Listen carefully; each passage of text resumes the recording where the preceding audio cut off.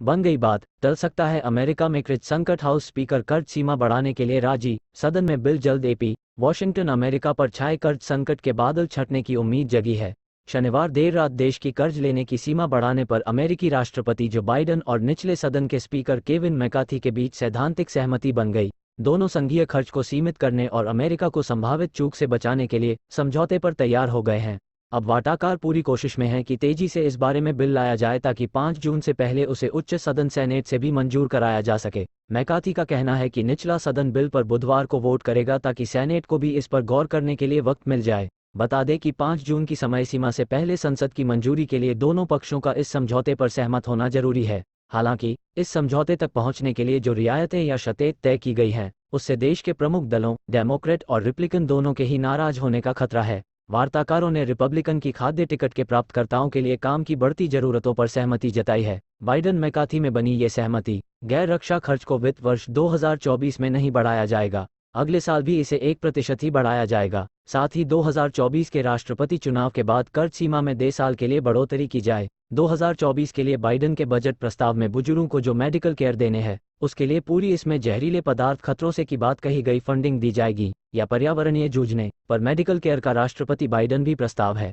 Biden ने के लिए $20.3 अरब का प्रस्ताव रखा है। नौकरी से जुड़े मानदंड कुछ समय के लिए बदलने पर रजामंदी बनी है। नेशनल एनवायरमेंटल पॉलिसी एक्ट में बदलाव पर रजामंदी हुई है।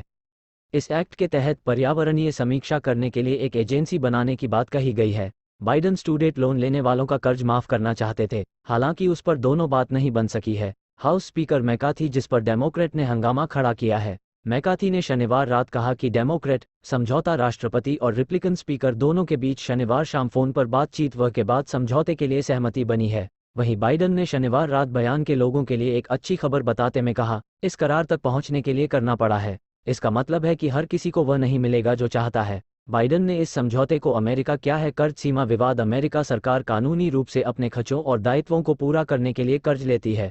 अमेरिका की संसद ने कानून बनाकर इस कर्ज को लेने की सीमा तय की हुई है, जिसे ऋण सीमा डेट सेलिंग कहा जाता है। अमेरिकी संविधान के अनुसार कांग्रेस संसद को सरकारी खर्च को नियंत्रित करने का अधिकार दिया गया है। बिना कांग्रेस की मंजूरी के सरकार तय ऋण सीमा से अधिक कर्ज नहीं ले सकती।